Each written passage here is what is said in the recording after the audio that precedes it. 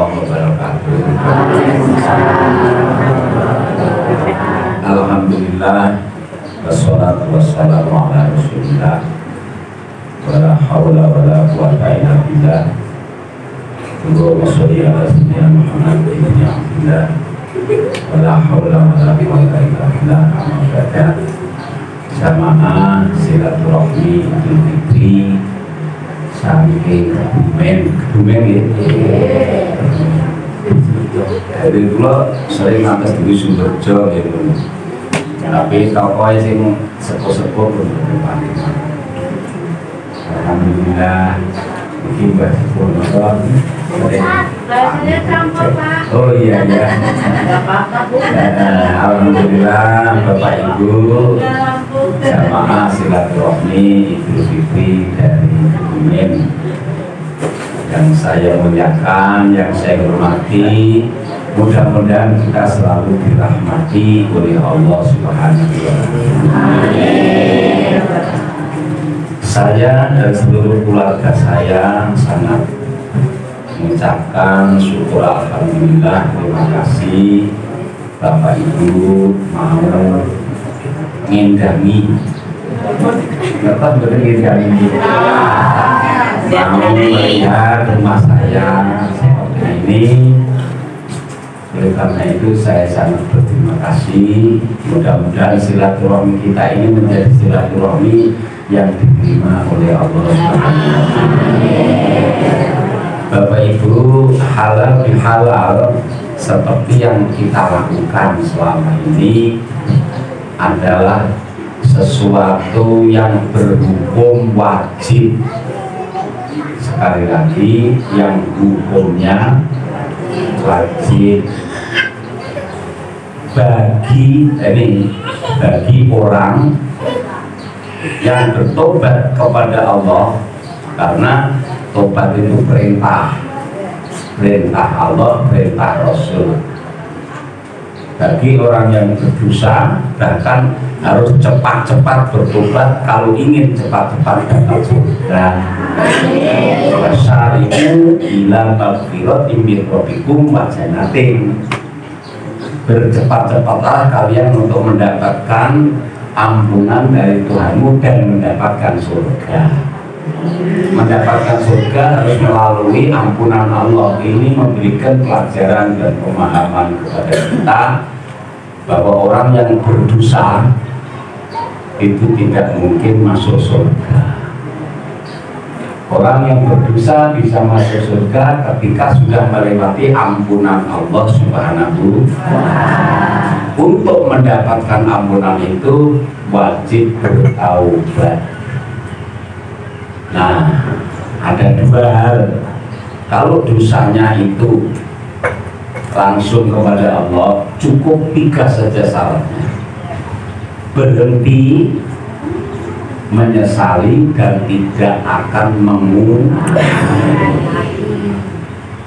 Tapi kalau ada dosa itu sangkut pautnya dengan sesama manusia, dan ini kelihatannya paling banyak ini, ya. Ini harus ditambah satu lagi.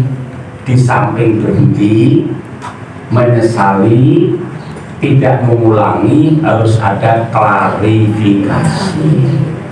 Kalau hutangnya dibayar atau minta dihalalkan, kalau itu sangkut pautnya dengan hal-hal yang non materi, ya, maka harus minta maaf.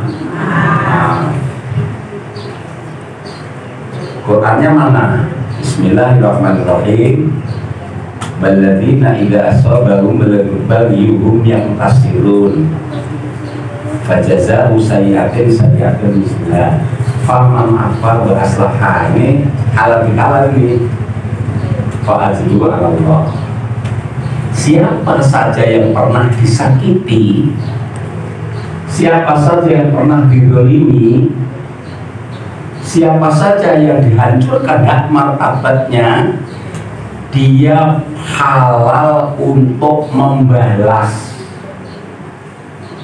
Jadi kalau sampai bisa itu orang membalas itu halal boleh. Tetapi ya, sebagai manusia yang adil dan beradab, jangan membalas secara langsung. Karena kalau membalas langsung untuk adilnya itu sulit. Mungkin kalau sampean dirasani 3 kalimat, sampean akan membalas 10. Kalau ada orang ditempelin paling bobot 1 kilo, kalau membalas pasti lebih dari, maka akan tidak. Nah, oleh karena itu yang tasirun artinya minta tolong. Siapa yang diminta tolong? Zamannya Rasulullah, jelas Kanjeng Nabi Muhammad SAW. Setelah Rasul tidak ada, adalah Abu Bakar sebagai Amirul.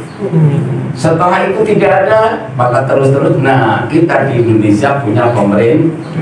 Kalau sampai dianiaya orang, disakiti orang, diganggu hak asasinya, maka saya halal menuntut balas di muka pengadilan dan membicarakan jeleknya orang. Itu tidak dilarang ketika menyampaikan kepada pengadilan, tetapi di luar pengadilan bisa. Biasanya terjadi sekarang bukan di pengadilan, mengatakan jeleknya orang di pasar. Iya benar? Nah, itu yang salah. Maka pengadilan akan membalaskan sakit kita. Wajazau sayyi'atin misluha. Pengadilan lah yang akan mengadili. Tetapi Bu, Pak, apa iya hanya dengan saudara, tetangga harus pakai tuntut menuntut di pengadilan? Nah, sekarang yang nomor 2 ini lebih mulia nih. Waman afa wa aslaka, siapa yang mau saling memaafkan, islah, memperbaiki lagi hubungannya, inilah halal bil halal. Jadi kalau orang mengatakan kalau nggak punya dalil, ngajinya kurang. Kalau kita mau islah, ganjarannya ditanggung oleh Allah Subhanahu wa Ta'ala. Hadisnya mana hadisnya? Dari Abu Hurairah, Kanjeng Nabi bersabda, "Mangkana anhu madlumatun li akhihi min irdi au min sayin fal yatahallalhu yauma." Jadi perintahnya, fal yatahallalhu yauma qabla alla yakuna dinarun wala dirhamun. Siapa saja yang merasa punya dosa, mendolimi saudaranya, pernah ngerasani, pernah marahi orang di depan orang banyak, walaupun orang itu salah. Bu, sampai salah, dimarah suami sampai di depan orang banyak, sakit enggak? Sakit. Berarti memarahi orang di depan orang, menjatuhkan martabat walaupun orang itu salah, maka ini dosa. Ini yang betul irdi.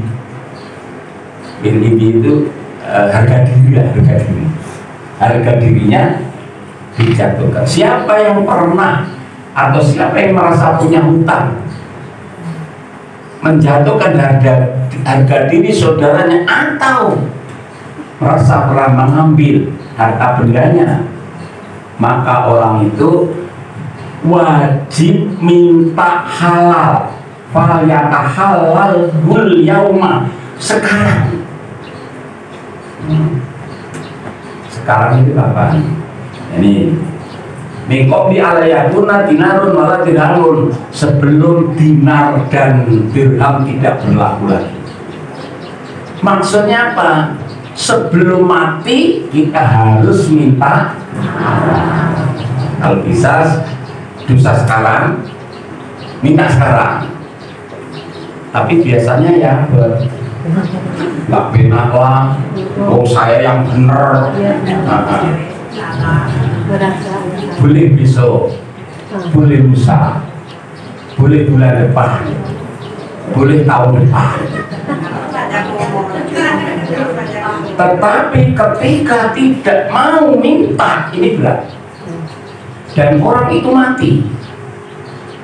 Ketika kita masih punya tanggungan kepada sesama manusia dan kita belum islah, mati. In kana lahu amalun sholihun ukhidha biqadri madhumati.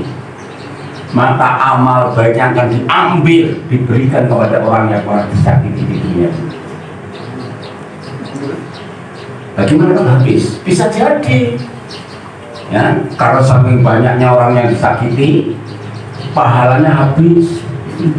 Sampai pernah ikut pengajian dulu, pengajian apa itu di tempat sampean ada pengajian mingguan ya?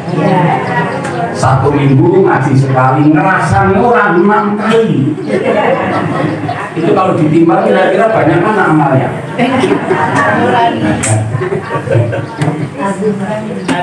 Makanya kita ini tempatnya orang dosa, Pak Bu. Kita harus ngaku, dan itu sebaik-baik orang yang mengakui dirinya banyak. Bagaimana kalau habis? Bisa jadi. Ingkana lahu wa illam yakun lahu hasanah, dan kalau dia sudah tidak punya amal baik, ukhidha min sayyiati sahibi, kejelekan orang-orang yang pernah dijelekkan di dunia yang belum terbayar diambil, dilimpahkan kepada orang itu. Akhirnya orang itu walaupun banyak amal baiknya di dunia, amal baiknya habis untuk nyautang, masih ditambah dosanya orang yang disakiti yang belum baik diambil. Akhirnya orang ini masuk neraka selamanya. Kalau sanggup ya monggo, monggo. Kalau nggak sanggup, sekarang mumpung kita ingat, selesaikan masalah kita sesama manusia. Dan ini sangat sulit. Ulama-ulama kita, terutama ulama NU, Pak, ini terus terang yang selain NU, saya lihat nggak ada yang seperti ini. Coba cari yang selain NU, nggak ada. Saya nggak tahu kenapa nggak ada. Ulama NU mencoba untuk mentradisikan ini, ya, mulai dari Wali Songo sampai terjadi sesuatu yang paling unik. Apa itu? Ketika orang itu namu nggak mengatakan minta maaf, itu sarung. Kapan? Hari raya. Kalau ada tamu, Assalamualaikum, waalaikumsalam, mangga dari yang sampun, permisi. Yang punya rumah bingung. Waduh, ngopo. Yang pantas sebelum apa-apa pasti, Pak, kalau saya punya salah, nah, ibu kalau saya punya salah, saya mohon maaf, kan gitu. Ini tidak gampang menjadikan seperti ini ketika ulama-ulama kita tidak melihat fenomena kenyataan orang sangat mudah berbuat salah dengan sesama, tapi sangat sulit untuk ulama kita mencari jalan. Sehingga hari ini, hari raya, tidak memandang batas sosial, kaya, miskin, pangkat, derajat. Mungkin kalau sampean mau pergi ke istana, sowan Pak Jokowi, sampean ngomong gini, Pak Jokowi, saya ada sampean banyak salah pernah rasani, saya mohon maaf ya Pak Jokowi. Apa yang keluar dari mulutnya Pak Jokowi? Sama-sama Bu, saya juga sebagai manusia banyak salah, pasti, walaupun presiden. Ini tidak gampang loh Pak. Oleh karena itu tradisi ini harus kita pegang kuat, ya, kita turunkan temurun supaya ini terus halal bihalal itu ada di dalam masyarakat kita. Kenapa setelah hari raya ini? Kenapa ditempatkan di setelah hari raya? Minta halal, minta maaf itu sebaiknya ketika kita salah ya langsung. Ini sulit ditemukan kecuali mubalik. Dengan kalau ada mubalik, setelah mau turun, bapak-bapak, ibu-ibu, saya rasa cukup sekian apa yang saya sampaikan. Kalau ada yang salah kurang saya mau pasti itu, kalau enggak mubalik goblok. Tapi selain mubalik kan nggak ada ya. Udah nanti pakai. Kenapa kok ulama mentradisikan bulan Syawal? Ini ada kaitannya dengan Idul Fitri yang orang banyak mengartikan kembali kepada kesucian. Artinya setelah Ramadan orang itu nggak punya dosa. Dosa apa itu? Yang dijamin oleh Kanjeng Nabi. Semuanya dosa diampuni ketika kita melakukan puasa Ramadan. Itu hanya dosa kepada Allah. Dosa kepada sesama manusia tidak bisa hilang karena puasa. Nah kalau kita puasanya diterima Pak, berarti dosa kita kepada Allah bersih kok. Okay? Tapi bisa nggak kembali kepada Idul Fitri? Nanti dulu punya salah nggak dengan tetangga? Ketika dia punya terganjal, nggak bisa kembali suci. Nah ini mencoba untuk dituntaskan sekalian. Paling tidak ya mengurangi lah orang APG. Nah inilah oleh karena itu Bapak Ibu, kiranya apabila keluarga saya ada kesalahan, tapi ya enggak lah.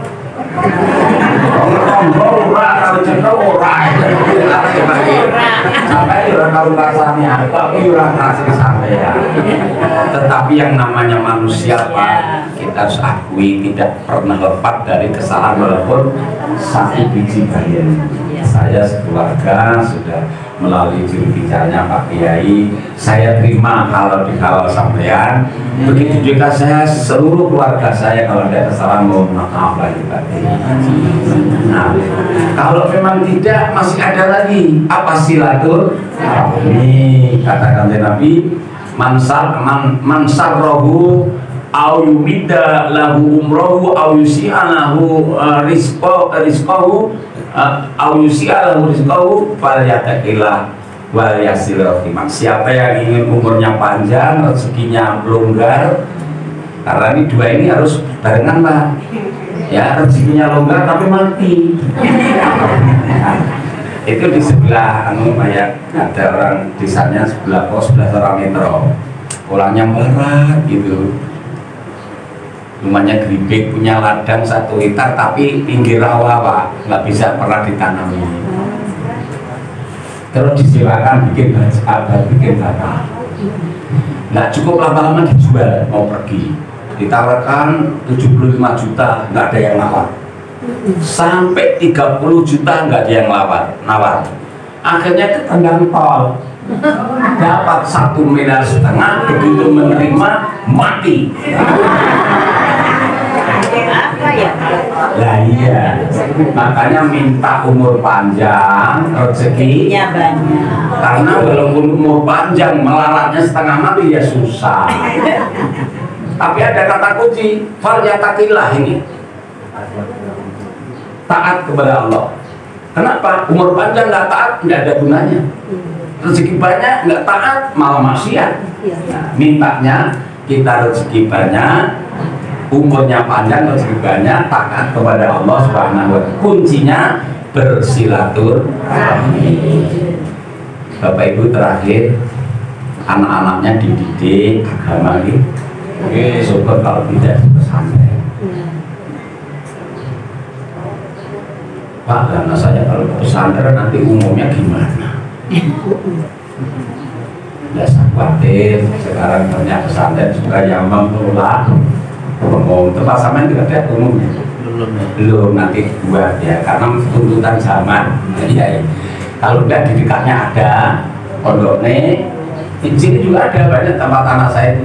Mondok tempat anak saya, SD-nya di sebelahnya, SMP-nya di sebelahnya, kerjasama. Tapi niatnya anak kita belajar agama sambil mencari umum. Kalau bahasa yang enak, cari akhirat sambil cari dunia. Jangan cari dunia sambil mencari usaha. Di dalam Qur'annya ada yang bisa kita ambil pelajaran. Makanya yuridu harsal akhirat yajid harsa mangkana yuridu harsal akhirah nazid lahu fi harsi. Siapa yang niatnya untuk menanam akhirat, aku akan tambah hasilnya. akhiratnya dapat, ditambah dunia. Ini tahadus nikmat ya.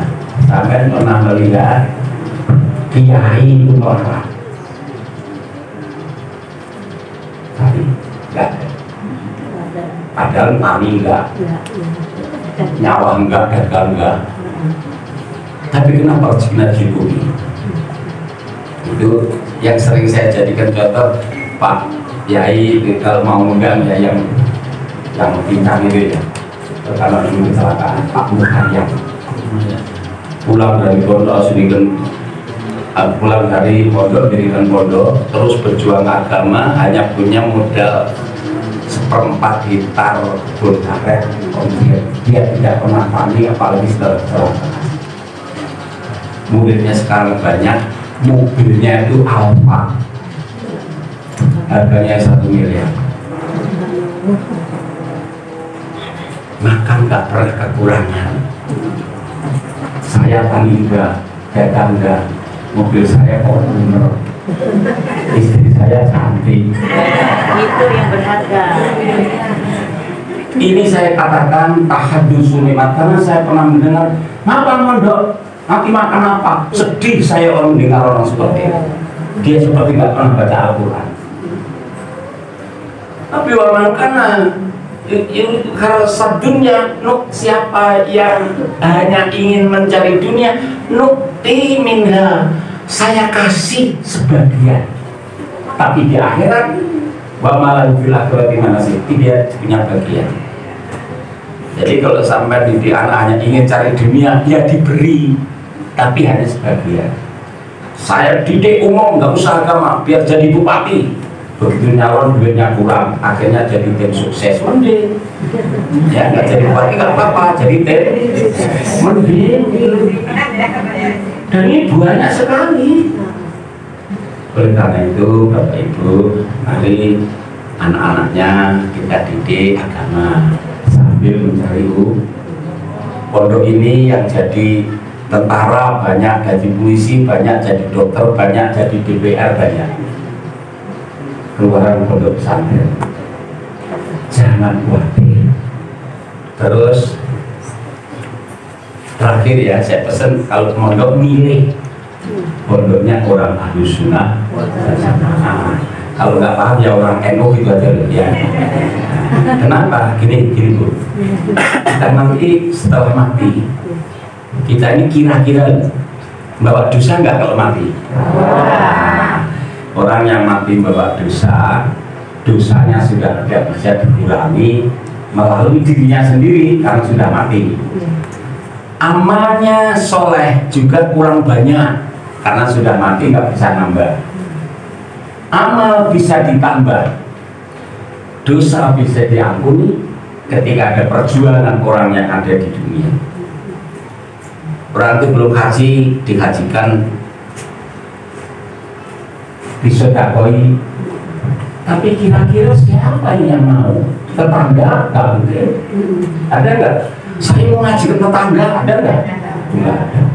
Aku mau nyelameti tonggoku, nggak ada. Yang pasti adalah anak yang soleh, dan ini dijamin oleh Kanjeng Nabi. Ketika anak kita mau sodakoi sampai, ketika mana kita mohonkan ampun sampai, pengen jamin Kanjeng Nabi, ya. Nah, kenapa saya katakan harus pondoknya orang itu? Saya nggak mengatakan yang lain jelek. Di sini jamaah saya ada 2 orang, yang satu anaknya disekolahkan di SDNO, yang satu di SD-nya orang lain, bukan NU. Sama-sama kelas 5, terjadi perubahan yang luar biasa perbedaannya. Yang dari SDNO apal Yasin, yang dari selain SDNO nggak boleh Yasinan. Ini saya nggak marah, betul ini terjadi. Yang dari SDNO apal tahlil dan apal mendoakan orang tua, yang bukan dari itu melarang mendoakan orang mati. Tinggal sampai saja tuh. Ya, silakan pilih. Nah, Kalau kita ini di akhirat masih ada yang nolong, yang dijamin kanjeng Nabi, anak kita jadikan anak soleh yang ahlu sunnah. Ini saya sampaikan sampai bibir saya. Karena pas sekarang pondok pesantren kayak jamur. Ketika Pak Jokowi mendatangani dana pondok pesantren abadi, artinya diplot sendiri nanti, tidak dimunutkan Menteri Agama lagi. Ternyata pondok pesantren kayak jamur. Tapi kebanyakan bukan dari orang. Nah ini saya khawatir nanti kalau anak-anak kita keliru ya. Tadi yang satu apa Yasin, yang satu dilarang Yasin. Bukan faktor sekolahnya, tapi faktor gurunya, betul? Nah, itu bisa saya sampaikan. Mumpung ketemu ya, nah, nanti kalau ingin banyak yang ngundang koyo balik kelasnya balik kulinya di Al-Fatihah.